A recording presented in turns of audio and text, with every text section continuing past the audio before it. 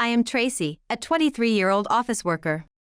I have been continuously set apart from my younger sister Mandy, who is 2 years younger than me, because I am not considered cute. My only ally in a home where I felt isolated was my grandfather. Until he was hospitalized due to illness, he ran a gallery and would invite me to his home, which also served as his shop. Being able to listen to his stories and see beautiful paintings comforted me in my loneliness. Whenever I returned home, I was berated by my family. "You're ugly. Don't come close to me, you'll spoil my meal. Why were you born so ugly? I don't want to think you are a child I struggled to give birth to. Tracy, why do you have such a vacant look on your face? It's weird." To them, I might have been nothing more than a punching bag for venting their frustrations. Only my grandfather would say, "Tracy, you are the best granddaughter in this country to me." However, he became seriously ill and passed away a month ago. No one else seemed to grieve for him. I heard that he had quarreled with the family over me and had become estranged ever since. Everyone else seemed only concerned with his estate. The inheritance is $500,000. More than I expected. I thought I had no part in it until I was suddenly called into the living room. Both my mother and sister were smirking somewhat. I had a bad feeling. "You were quite favored by your grandfather, weren't you?" Yes. Actually, your grandfather was the one who named you." "Really?" "I was going to name you Monkey when I first saw your newborn face," my father said with a big laugh, and my mother and sister chuckled along. It seemed I was being made the scapegoat again. It was distressing, but there was no winning against 3, so I stayed silent and endured. Grandpa opposed it, and as a result, you ended up being named Tracy. I never understood his feelings, but he must have found you cute. That's why. My father then took out some documents. I'm giving you his rundown, nearly bankrupt gallery. What? I checked, and it's really nothing special. The location is bad, the building is old and unsellable. There's only one painting that's actually valuable. It's just a hassle to dispose of, so we're giving it to you." "Really? Are you sure?" I was thrilled. The faces of my family of 3 were a picture of disbelief. What a peculiar person. Who would want that ramshackle place? Idiot. No matter what they said, it was fine by me. That place was my sanctuary. If it was being handed down to me, there was nothing happier. I immediately signed the prepared papers to change the ownership and decided to stop by after work from the next day to set up my living base. I had been thinking about independence, but had never found a good property. Unexpectedly, a chance had come my way. That night, I was so happy that I could hardly sleep. Grandfather's house was a compact 2-room with the store on the first floor and the residence above. After a week of cleaning and organizing, it was finally in a state fit for moving in. It was a Saturday. Since I was moving the next day, I left home early in the morning for the final touch-ups. At 10 o'clock, the gallery's door opened despite the closed sign being up, and the doorbell rang, surprising me. When I peeked out from the office space, there were 2 visitors. A well-dressed gentleman in his early 70s, and a man who seemed a bit older than me. The gentleman removed his hat and greeted me politely. "Are you the granddaughter of the teacher?" "Teacher?" The gentleman seemed to know my grandfather and even referred to him as a teacher, a fact I had never heard before. "Yes, I heard he passed away recently, which is regrettable. I am Frank, and this is my grandson Kevin. We are art dealers." He handed me a business card framed in gold. Astonishingly, it said they had an office in Paris, France. I never knew he had such acquaintances. "I owe my success in France to your grandfather's guidance. I was nearby and thought to pay my respects. Thank you very much." Frank, a gentlemanly old man, looked around the gallery, admired my grandfather's collection, and remarked, "As always, you have some fine pieces here." Despite my father's claims that only one painting was valuable, could it be different? Their statements were completely contradictory, and I was puzzled when suddenly the doorbell rang again, followed by my sister Mandy's loud voice. "Mandy? Why are you here?" "I thought I'd check out this old shack." "Well, no matter how hard you try, a shack is still a shack." She laughed mockingly before turning back to Frank. Is this painting really valuable? That's a lie. I heard they were worthless. That sounds like a poor appraisal you've got there. What? Pretending to know, huh? He is not pretending. The young man beside Frank said. Mandy looked at him and suddenly her expression brightened. No wonder. Kevin was quite handsome. Oh, is that so? We are art dealers in Paris. Paris? Mandy was surprised. Then, Frank and Kevin started speaking in a foreign language, likely French. After a moment of thought, Mandy blurted out. I'm going to get Dad. Maybe it was a mistake to leave this house to you. And dashed out of the shop. Frank asked me for an explanation. Feeling the need to share my feelings, I briefly explained how I was ostracized by my family and that the gallery had been pushed onto me. How unfortunate. I'm used to it now. If that's the case, your family might demand the gallery back. Kevin looked worried. It was indeed a possibility. If that happened, I'd be overwhelmed 3-1 again. My mood darkened. What should I do? I can't give this place up. I apologize. I shouldn't have said anything, even though I didn't know. Frank apologized earnestly. I felt bad as it wasn't his fault. Please don't worry about it.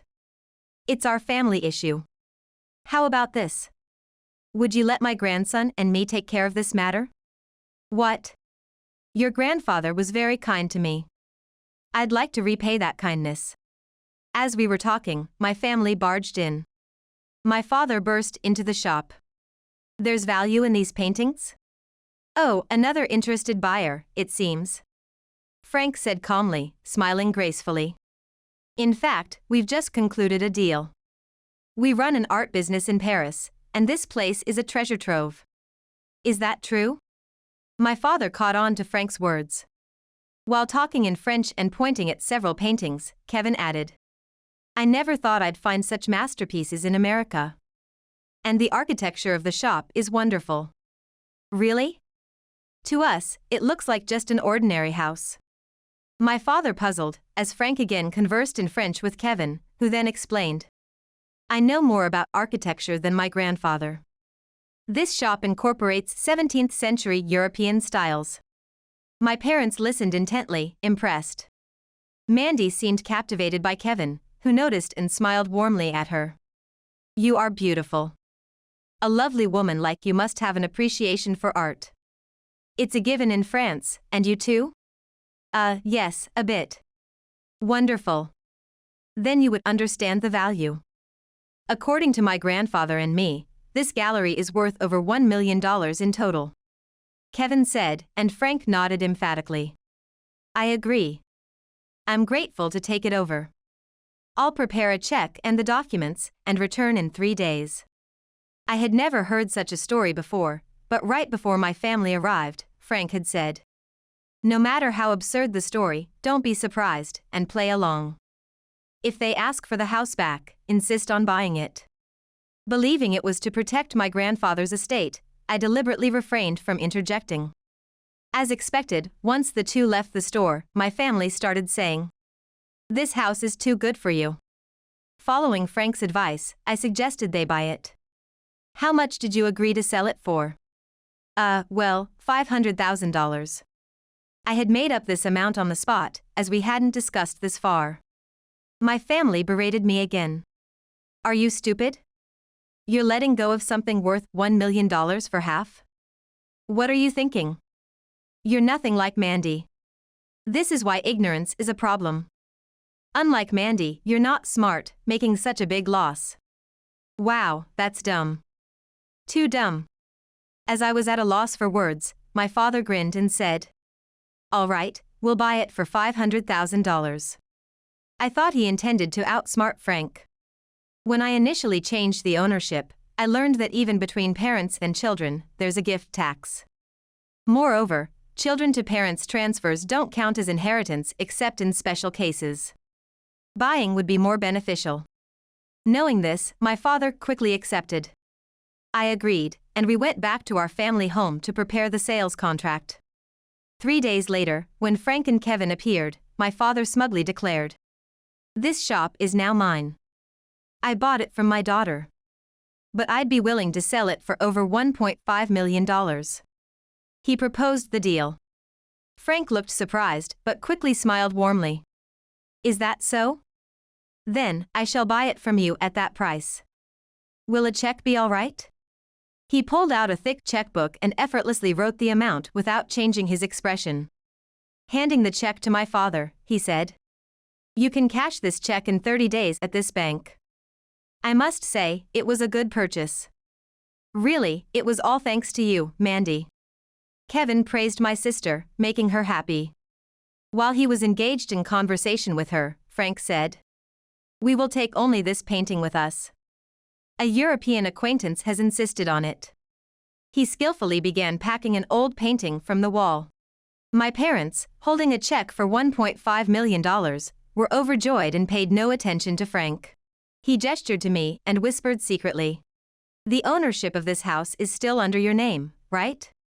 "Yes," my father said he wouldn't change the registration until the last minute for tax reasons. "Good. Then, leave it as it is. This gallery is yours." "What?" "Please take care of it.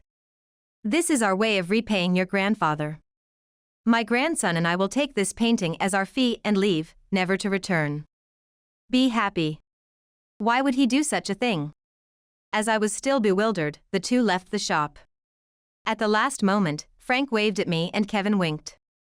That was the last I saw of them.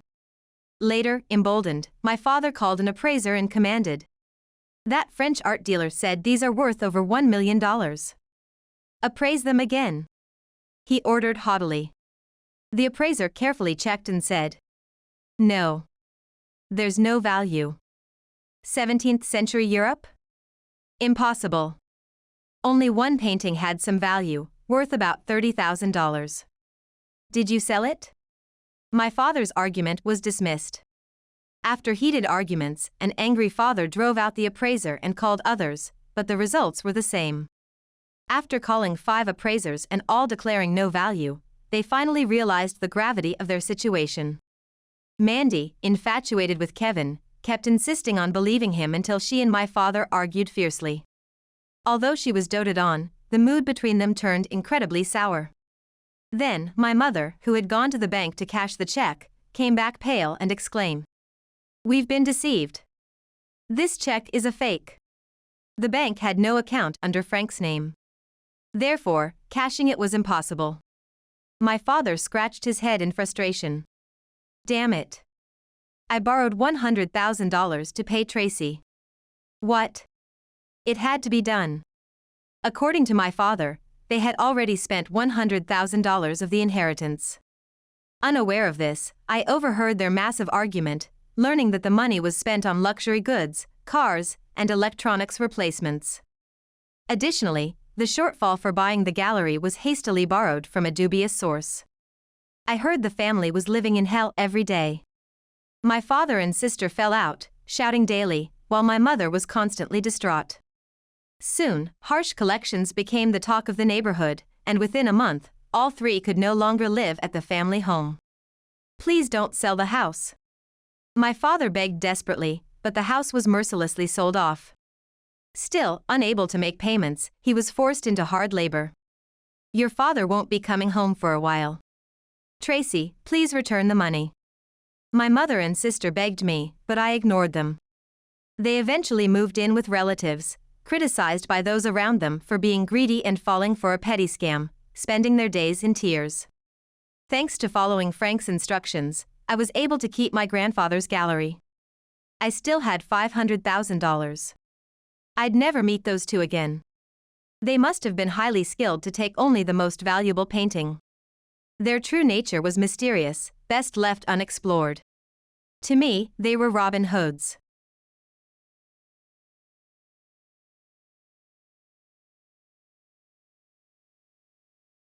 When I went to give a marriage greeting, every family member present except for her laughed at me. "Can't believe you dared to propose marriage? Don't you know your place?" Harsh words were hurled at me one after another. That's such a cruel thing to say. What matters the most in marriage should be the feelings of the people involved. Tracy, shy and modest by nature, was vigorously defending me. Seeing me silent, her father said, "Can't even argue back? How pitiful." The environment one is born into determines the fundamental level of a person. Unfortunately, you will never be on our level. It was a free-for-all with their comments. People can't choose the family they are born into. To judge someone's worth based on that alone is surely unreasonable, right? Understood. If you insist that much, I will call him. After over a decade, I called my father, and what followed was a surprising turn of events. My name is Ryan Morris, 28 years old. I work at a pharmaceutical company. The reasons people choose their jobs vary, like because it's the job they want to do, because the pay is good, because they respect their boss, and so on. But to be honest, I didn't have any significant reason like that. Of course, I could never say such a thing during a job interview. Any place would have been fine if it meant I could work away from my hometown. The reason I wanted to leave my hometown was simple. I didn't want to take over my dad's job. My father was a carpenter for many years and made his way up to become a manager. He was a workaholic and reticent at home. Looking back at my childhood, I don't recall a single second of the heartwarming father-son moments you would see in dramas or movies. Despite being a man of few words, whenever he spoke, it was to lecture. As a child, it was natural to feel that he was difficult and troublesome. And his attitude extended to my mother as well. In fact, it was even worse with her. The food being lukewarm, the house not being clean enough. He was a temperamental patriarch. It's no wonder my mother, who left home when I was entering middle school, considered disappearing. She was, after all, the only irreplaceable mother I had, and we have not been reunited to this day. I harbor a significant grudge against my father for this reason. So, when I joined middle school, I decided I will never follow in my father's footsteps. I didn't have a future career in mind yet, but I was determined not to do the one thing I didn't want to do. And that resolve alone propelled me into a life filled with study. I didn't join any clubs in middle school, and whenever I had free time, I studied. When I became a high school student, I juggled part-time jobs and studying to save money for university. It might not have been the typical high school experience, but I was fortunate to have a few supportive friends, and I enjoyed studying and working part-time as I could see the results of my hard work. Eventually, I was admitted to the medical school of my choice in a city far from my hometown. If I say I'm going to be a doctor, even my father can't complain. I thought so and chose medical school. However, during my university years, I realized that aiming to become a doctor was too lofty a goal for me, so I slightly shifted my direction. Nevertheless, I earned significantly more than the average for my generation, and thankfully did not have to take over my father's job. It's not quite the future I had envisioned, but I believe I have achieved the goals I set during my student years. Perhaps because of the way I've lived, I seem to have a personality that focuses intensely on striving to level up through hard work.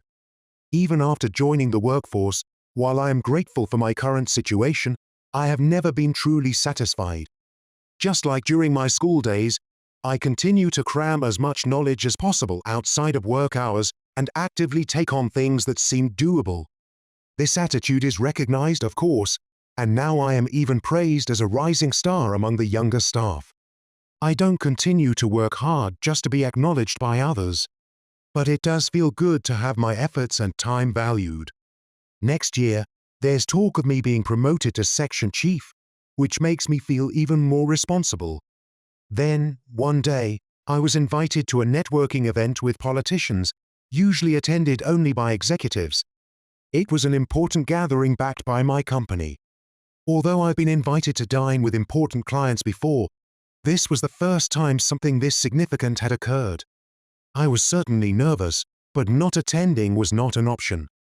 Building connections is essential for advancement in this society, and I was confident that it would be a plus for me. and on the day of the event, the venue was a very upscale hotel's grand hall. It was a buffet-style party where you could mingle freely, and I spent most of my time accompanying an executive, greeting people. Although I appreciated encountering the upper crust, which I would never usually interact with. After hours of this, I began to feel physically and mentally exhausted. At just the right moment, the executive I was with said, "You must be tired from all the greetings. Why don't you take a break?" So I sat down on a chair in the corner of the room and blankly watched the people inside the hall. This really is mentally exhausting. As I was pondering this, "Excuse me, may I sit next to you?" I heard a woman's voice. Turning toward it, a woman, slightly younger than me, fair-skinned and delicate-looking, was hesitantly looking my way. For a moment, I thought it might be a pick-up attempt, but as I observed her, it became clear that wasn't the case. She seemed naturally fair-skinned, but it was apparent that she looked quite pale. "Please, are you all right?" Hearing my voice, she nodded and sat next to me, then said, "Well, I just feel a bit dizzy from the crowd," while holding her head down. "Do you need a painkiller?" I always carry some just in case it's needed during important work or meetings. She hesitated at first, but the headache seemed severe, so she eventually took the medicine I offered. "Thank you so much." "How can I ever thank you?" "It's just a pill. No need to make a big deal out of it." "Never mind." After sitting and resting for a while, the medicine seemed to take effect, and the woman gradually began to feel better. She was modest but had an easygoing and innocent charm, which made our conversation enjoyable. After a while, she said, "I should get going now. My father will scold me." "Well, he might already be angry." She said this with a self-deprecating smile. "Is that so? Are you here with your father today?" At my question, she seemed startled and then responded, "Oh, I apologize for not introducing myself after all the help you've given me. My name is Tracy Owen. Thank you very much for attending this reception hosted by my father." To my surprise, she was the daughter of the politician who organized the event. I had heard that he had 3 daughters, and I knew their names. Tracy was the youngest. "Oh, I apologize for not recognizing you." "Oh no, not at all. You were very kind, and it truly helped me." I initially regretted not recognizing the host's daughter, but as I observed Tracy's demeanor, it became clear she didn't mind and seemed to quite like me. Maybe if we get closer, it could lead to good things for my career path. With that ulterior motive, I managed to exchange contact information without seeming too eager. I then kept in touch regularly, providing a sympathetic ear to her occasional complaints about her family. As someone who had focused solely on work since becoming an adult, I had thought such interactions were a waste of time, but dealing with the daughter of the Owen family was a different story. I contacted Tracy with the same passion I applied to my work, and that effort paid off. 3 months later, we started dating. Turns out, love is just like work or study. If you put in the effort, it goes your way. If we got married, not only would my career advance, but I'd also join the upper class. I was quite elated by this prospect, though I knew that relationships between people don't always go as planned. As our relationship continued, 2 unexpected things happened. First, I learned about Tracy's challenging family situation, which changed how I felt about her. She was the youngest of 3 siblings, and her introverted nature often brought her scoldings from her own father. Men advance in career, and women must be charming. Her father would say, pushing her into dinner parties almost every week despite her young age of 24. Her older sister had married a prominent company's president by her age, leading to harsh comments like, "Can't you manage to charm men, even though you're a woman?" Of course, a woman's worth isn't defined solely by marriage. Tracy was still only 24, too young to be treated as if she couldn't marry. And the networking event where we met was also something she was forced into with a command. "Catch a promising man who can contribute to our family." Learning this made me unwittingly relate her father to my own father, making me realize just how selfish the role of a father could be. I had assumed that people from upper-class families would have better upbringing, but I learned that selfish individuals exist regardless of status. Despite the differences in our backgrounds, Tracy was always kind, polite, and cheerful, and I genuinely grew to like her. Of course, there's nothing wrong with liking someone you're dating, but since my initial motive was to fulfill my ambitions, I couldn't help feeling somewhat guilty. Now that I realized my feelings were genuine, I didn't want her to endure any more dinner parties, and above all, I wanted to free her from her reluctance. With all these considerations in mind, I proposed to Tracy after a year of dating. She cried tears of joy, and I thought we were starting our happy days together. But then I realized there was another significant miscalculation. Of course, with the engagement, I had to visit Tracy's parents to ask for their blessing. I thought it would be nerve-wracking enough, but the fact that her father was a prominent politician living in a mansion made me especially nervous.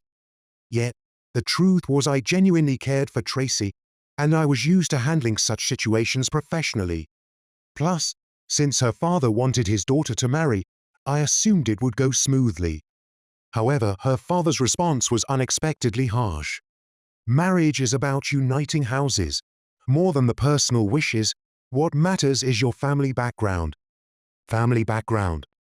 I had spent my life striving to escape a life ruined by my own father, who drove my mother away and destroyed our family. I was confident in my respectable career trajectory, but in this man's presence, none of that mattered. It all comes down to family background. Feeling as though everything I had done was crumbling away, I had no choice but to reveal that my father, whom I had hidden until now, runs a small factory in the countryside. Then, every family member except for her laughed. How can you even think of marriage? Don't you know your place? You're just trying to ingratiate yourself with our family by targeting the slow Tracy, aren't you? Harsh words were thrown at me one after another. That's such a cruel way to speak. What matters the most in marriage should be the feelings of the people involved. Tracy, shy and modest, argued passionately on my behalf. However, feeling somewhat guilty about the accusation that I targeted Tracy to get close to the Owen family, I couldn't respond immediately. Even if things are different now, that was indeed how it started. Perhaps they saw right through that. Seeing my reaction, Tracy's father said, "Can't even argue back? How pathetic. You just ran away because you hated taking over your father's dirty manual labor, didn't you?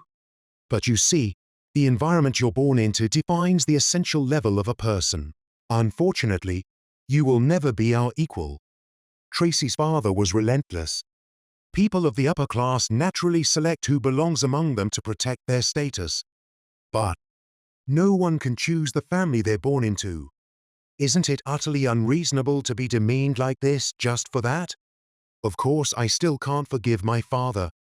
But I clearly understand he was serious about his work. Why should he be looked down upon by this man he had never met? Tracy's father kept provoking me because I didn't retort. If you can't give up, bring that lowly father of yours here. If he proves to be a man worthy of marrying into our family, I might consider it. But that's unlikely, isn't it? He said mockingly. Is Tracy usually treated this way? Though I'm fully aware of whom I'm dealing with. Gradually, anger started to build up within me. Understood. If you insist, I'll call him. Even if my father were to come, I couldn't see the situation changing. But I didn't want to back down just yet. Hoping it might change something, I contacted my father for the first time in many years. It was unlikely he would even answer, given that we hadn't communicated in nearly a decade since I left home without notice. However, when I explained the situation, he said, "I'm coming right now, wait for me." An unexpected reply, but upon calming down, I wondered how his arrival might change our situation. Would we just be looked down upon together as father and son? Though I felt anxious, the reaction of Tracy's family upon seeing my father, sweaty in his old work clothes, was surprisingly different. "Mr. Morris, it's been a long time." To my shock, They all greeted my father at once. Tracy and I could only stare, not understanding what was happening. I later learned that decades ago, during the economic downturn following the bubble burst which led to the decline of many wealthy families, my father had saved the Owen family. He had learned of a bill limiting land loans, which triggered the crisis, through his extensive network, and informed the Owen family, who were his clients at the time. They managed to act just in time to save their company, making my father a savior to their family. Beyond that, the business dealings with my father's company played a crucial role for the Owen family, and they still held him in high regard.